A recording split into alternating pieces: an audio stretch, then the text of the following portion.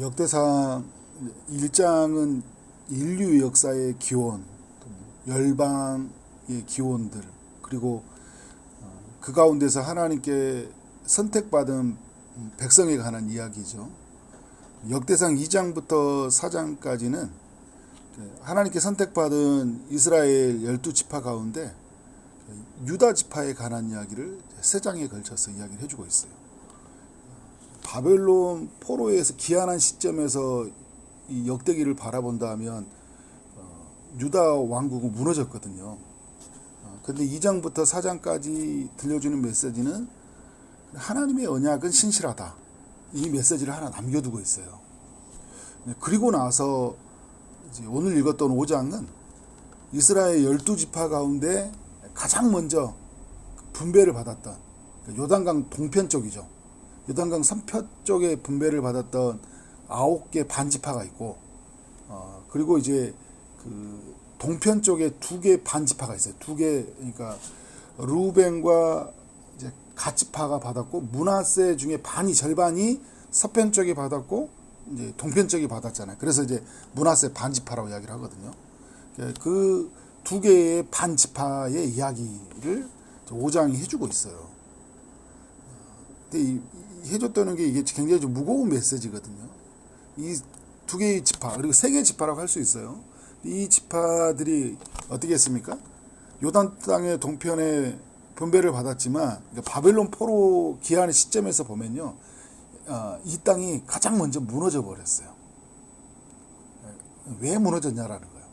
왜 무너졌냐 이야기할 때 이제 가장 먼저 꺼내는 이야기가 이제 루벤의 이야기를 꺼내주고 있어요. 어디서 이야기를 꺼내줍니까? 이 루벤 지파의 조상, 이 루벤이 그 아버지의 첩을 어떻게 합니까? 동침해요, 첩과. 그래서 오늘 1절에서 하는 이야기가 뭐냐면 장자권을 잃어버렸다. 역대기에 있는 저자가 이걸 가로로 표시를 해놨잖아요, 그죠? 이제 이건 어떤 사본에서는 이 기록이 없다라는 이야기예요. 어떤 사본에는 이 내용이 있다라는 이야기인데, 그래서 이 루벤에 관한 이야기를 해주고 있어요. 루벤이 장자인데 아버지의 침상을 더럽혀가지고 장자의 명분을 잃어버리고, 이제 장자의 명분은 누구에게로 갑니까? 요셉에게로. 그래서 요셉의 2 아들이 이제 장자의 명분을 따라 2 아들이 12지파가 나중에 되잖아요. 그리고 그러면 이제 유다 지파는 뭐냐? 2절에서 이런 이야기해요. 유다는 형제보다 뛰어나고 주권자가 유다에게 났으니, 그러니까 나중에 이후에 유다의 가문에서 이제 왕이 세워지잖아요. 다윗이 태어나고 그 위에 이제 주권자 예수 그리스도가 태어난다. 이런 축복을 유다가 받게 되었는데, 장자의 명분은 누구에게 있다고요? 요셉에게 있다. 이제 이렇게 역사가 이렇게 흘러갑니다. 이제 1절, 2절이 그 루벤의 그 이야기의 시작을 우리에게 들려주고 있고, 그리고 3절부터 10절까지는 이제 루벤의 그 후손들이 어떻게 역사를 이루어가는지, 요단강 동편 땅에서 살아가는 루벤 자손들의 그들의 족보와 분배받은 땅이 어느 곳인지, 그리고 전쟁을 통해서 자기들이 분배받은 땅이 이렇게 확장이 되어져 가요. 잘 사는 것처럼 보이는 거죠. 11절부터 17절까지의 내용은 이제 갓지파, 같이 요단강 동편 땅에 분배를 받았던 갓지파 사람들의 어떤 족장들, 번영에 관한 이야기를 우리에게 들려주고 있고요. 18절부터 22절까지는 이제 요단강, 그러니까 동편에서 분배를 받았던 이 3개의 지파가 같이 연합해서 전쟁을 하게 되는데 승리한 내용이에요. 그리고 나서 이제 23절부터 24절까지는 므낫세의 그 반지파가 넓은 영토를 차지하는 그 내용이죠. 그러니까 여러분 어떻게 해요? 이제 루벤의 후손들이든 뭐 므낫세 지파의 반후손들이든 갓지파의 사람들이 그 요단 동편 땅을 차지했고, 그 영토는 더 확장되어 가요. 굉장히 번영해 간다는 것을 우리에게 보여주고 있죠. 그런데 여러분 25절과 26절은 어떤 이야기를 우리에게 들려주고 있습니까? 루벤과 이 갓지파, 므낫세 반지파가 아수르에 의해서 멸망을 당해버렸다. 그러니까 여러분 그 이스라엘은 바벨론의 포로로 끌려갔잖아요. 서편 땅에서 다 끌려간 건 아니고 이제 그 유다와 이런 사람들이. 그런데 나중에 이렇게 보니까 이들이 가장 먼저 멸망한 사람이 누구냐면 바벨론 이전에 아수르한테 먼저 멸망을 당해버린 거예요. 그 이야기를 1장에서 우리에게 들려주고 하고 있는 거죠. 그래서 여러 메시지를 우리가 발견할 수 있는데, 저는 이 루벤이 회개했다면, 그리고 회개에 합당한 삶을 하나님 앞에로 나아갔다면 그의 후손들이 이런 어떤 고통들은 당하지 않았을까라는 그런 생각이 들어요. 그때 어떻게 아버지의 첩과 죄를 저지르지 않았다면, 정말 하지 말아야 될 패륜적 행동이잖아요. 그런 죄를 저질렀어요. 근데 그 이후에 이제 장자권을 잃었지만 이 사람에게 그래도 축복은 뭐냐면요, 그래도 이스라엘 자손이에요. 여러분, 예서는요 팥죽 한 그릇에 이 언약의 백성이 되지 못해요. 팥죽 한 그릇 이 자기의 장자권을 팔았잖아요. 언약의 자손이 되지 못해요. 그런데 이 르우벤은요 이런 엄청 극악무도한 죄를 저질렀는데 여전히 어떻게 해요? 언약 안에 있어요. 왜냐하면 하나님이 이스라엘과 맺은 언약의 그 12자손을 같이 어떻게 하는 거예요? 언약 안에 축복을 하셨어요. 그러면 어떻게 할까요? 내가 죄를 저질렀으면 이후에 철저하게 회개하고 회개에 합당한 삶으로 나가야 되는 거예요. 용서받은 자로서의 삶이 내게 필요한 거죠.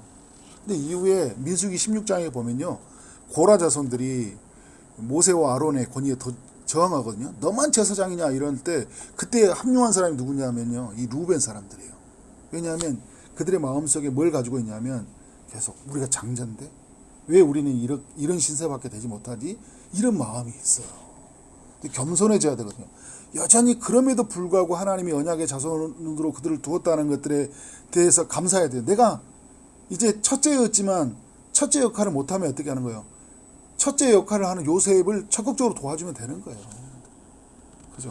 그리고 이제 그 이후에 보면 이제 출애굽 때는 레위 지파가 거의 제사장적 역할을 한다고요. 레위 지파가.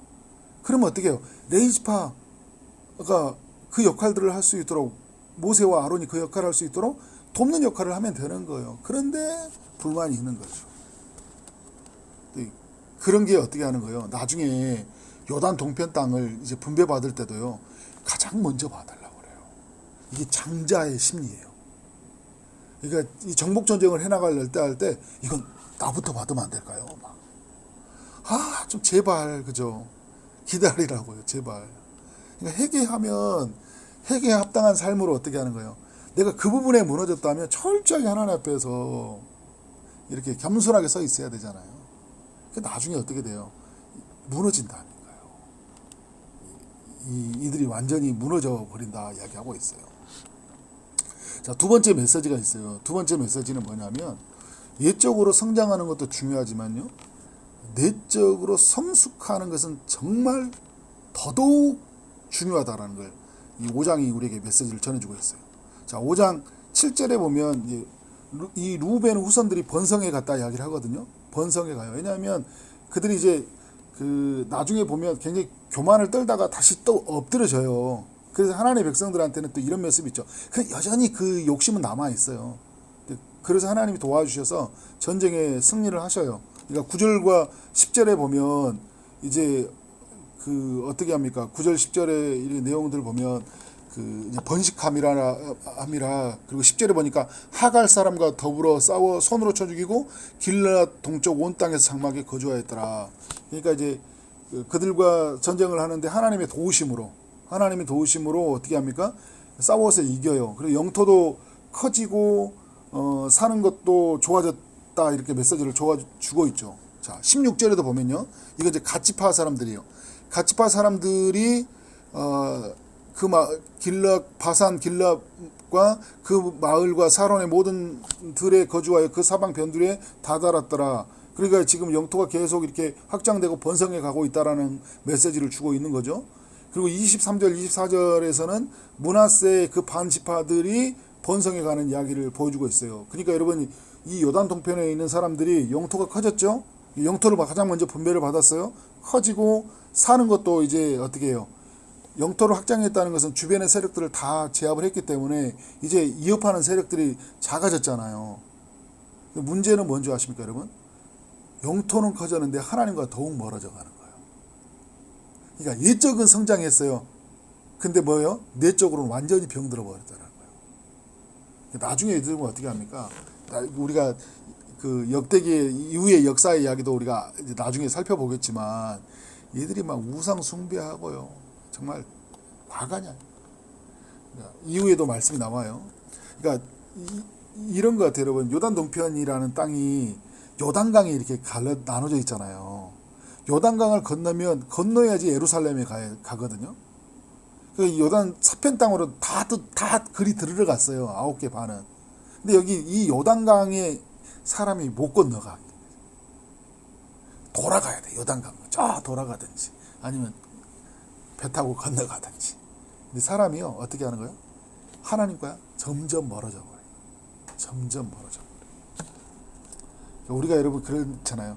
돈 열심히 벌고 열심히 그냥 삶에 집중하다가 뭘 놓쳐버려요? 하나님과 관계를 놓쳐버려요. 하나님과 말씀을 깊이 묵상하고 하나님의 사귀는 시간, 하나님의 사명을 따르는 시간을 놓쳐버려요. 조금 뒤에 좀 여유가 좋아지면, 이 상황이 좀 해결되면. 그런데 우리가 거기에 위험이 있다는 걸 항상 기억해야 돼요. 어떤 미션, 어떤 프로젝트, 어떤 일에는 어떤 위험이 있냐? 하나님과 더 멀어질 수 있는 위험이 있다는 거예요. 그러니까 지금 여기에서 하나님을 만나는 건 너무 중요해요. 그리고 어떻게 해요? 내가 하나님과 멀어질 수 있는 것들이 있다면 과감히 잘라내버려야 돼요. 처음부터. 근데 이들이 요단 동편의 사람들이 이렇게 어떻게 하는 거예요? 점점 하나님과 멀어졌거든요. 내적으로 너무 병들었다. 성숙하지 못함을 우리에게 보여주었어요. 자, 세 번째 메시지는요. 위험에 처하면 기도해야 되고 또 기도는 멈추지 않아야 된다는 거죠. 18절의 내용을 보면 물론 이제 10절에서도 이런 이야기를 해요. 그 더불어 싸워서 이겼다라고 이야기하지만 이제 뭐 하나님의 도움을 얻었다 이런 기사는 이제 적어져 있지 않잖아요. 근데 이제 8절 이하에 보니까 이 루벤 이 므낫세 반지파가 이제 연합을 해가지고 44,000명이 모였죠. 그들이 하갈 사람과 여두루와 나비스와 노답과 싸울 때 도우심을 입었다. 20절에 그죠. 근데 그 20절 하반절에 그들이 싸울 때 하나님께 의뢰하고 부르짖음으로 하나님이 그들에게 응답하셨더라. 이게 그들에게 마음이 아직 뭐가 있어요.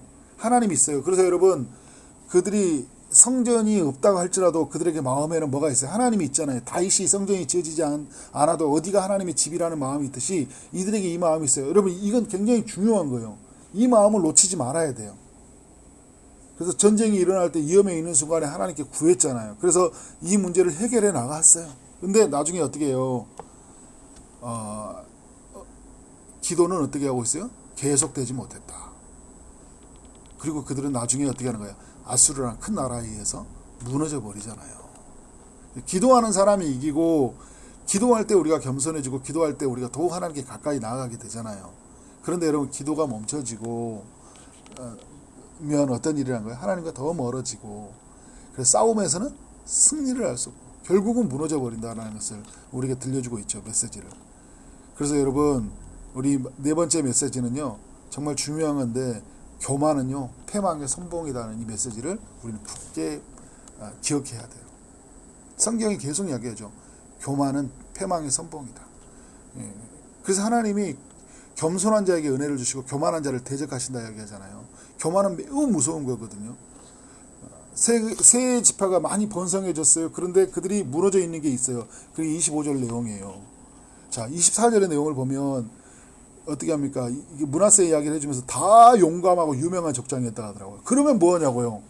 기실도 용감하고 담대하고 존경받고 다 유명한 거예요. 다 존경한 거예요. 그러면 뭐하냐고요? 25절에 그들의 조상들이 하나님께 범죄하여 하나님이 그들 앞에서 명하신 그 땅 백성들의 신들을 간음하듯 섬긴지라. 거기에는 땅을 차지했는데요. 우상을 무너뜨리지 못하고 그들의 우상을 섬기고 있는 거예요. 하나님과 멀어져 있는데 그 멀어져 있는 그들의 마음의 내적 욕구를 뭘로 채우고 있는 거예요? 우상으로 채우고 있는 거예요. 그들은 너무 유명해졌고 너무 힘이 셌는데요. 뭐가 없어졌어요? 하나님이 없어요. 하나님의 이름이 드러나지 않는 거예요. 그들은 너무 힘이 세는데 힘이 센 하나님을 구하지 않는 거예요. 구하지 않는 거. 전에는 여러분 할 수 없으니까 하나님께 도우심을 구했잖아요. 이제 하나님께 기도도 없어요. 예배도 없어요. 어떻게 하는 거예요? 우상만 숭배하고 있는 거예요. 그러니까 어떻게 합니까? 가장 먼저 무너져 버렸어요. 가장 먼저 무너져 버려요. 가장 먼저 분배를 받았던 사람들이요. 가장 먼저 무너져 버렸어요. 하나님보다 우상과 세속을 더 의지했기 때문이에요. 하나님 중심, 말씀 중심, 예배 중심의 삶에서 멀어져 버렸기 때문이에요. 삶의 중심이 뭐냐? 기초가 뭐냐? 어디에다 우리가 어떻게 돌을 쌓느냐? 여기서부터 굉장히 중요한 거예요. 기초석이 중요한 거죠. 그리고 우리가 우리의 삶의 방향이 어떻게 나아가냐가 너무 중요해요. 그런데 이 모습을 르우벤과 갇혀선 므낫세 지파가 잃어버렸다. 그래서 이 역대기에 기록했던 저자가 이제 바벨론 포로에서 이 메시지를 보여주고, 봐라, 누가 무너졌냐? 어떤 사람이 무너졌냐? 그러면 이제 우리는 어떻게 살아야 되냐? 이제 우리 어떻게 살아야 되냐? 반면교사로서 교훈하고 있는 거죠. 오늘 이 메시지가 우리에게 또 반면교사로서 교훈이 돼야 되는 거죠.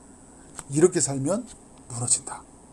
그런데 우리는 어떻게 살아야 돼요? 그래서 겸손하게 하나님을 바라보고 그분을 더욱 부르짖음으로 더욱 가까이 오직 하나님만을 우리의 참된 신으로 여기고 그렇게 우리는 살아야 된다. 그렇게 사는 우리가 되어지기를 주님의 이름으로 축원합니다. 아멘. 기도하겠습니다. 하나님 아버지 감사합니다. 주님, 우리 한 사람의 회개 그리고 회개에 합당한 삶으로 나아가는 그 이웃 세대가 얼마나 중요한지 우리에게 알려주시니 감사합니다. 예적인 성장도 중요하지만 내적인 성숙이 더더욱 중요하다는 것을 깨닫게 하시니 감사합니다. 위험에 처했을 때 기도해야 되고 한 번이 아니라 끝까지 기도해야 된다는 것도 알려주시니 감사합니다. 마음이 교만해지면 인생 전체가 무너진다는 것들을 또 교훈해 주셔서 감사합니다. 오늘 역대기 5장의 말씀이 하루를 이끌어가게 하시고 우리 인생 전체를 이끌어갈 수 있도록 축복하여 주옵소서. 예수 그리스도 이름으로 기도를 싸움나이다. 아멘.